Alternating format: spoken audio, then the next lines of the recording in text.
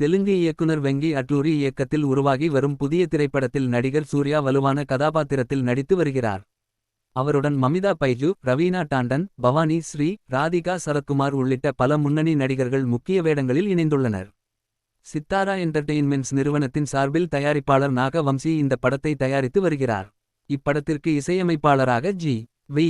பிரகாஷ்குமார் பணியாற்றுகிறார். ஒளிப்பதிவை நிமிஷ் ரவி கவனித்து வருவதுடன் படத்தொகுப்பு பணிகளை நவீன் நூலி மேற்கொண்டு வருகிறார்.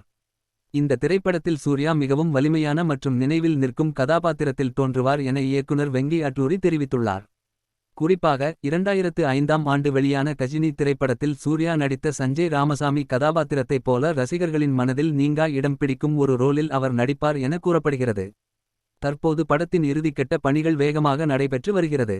படக்குழு வெளியிட்ட தகவலின்படி இந்த திரைப்படம் வரும் ஜூலை மாதத்தில் திரையரங்குகளில் வெளியாகும் என எதிர்பார்க்கப்படுகிறது.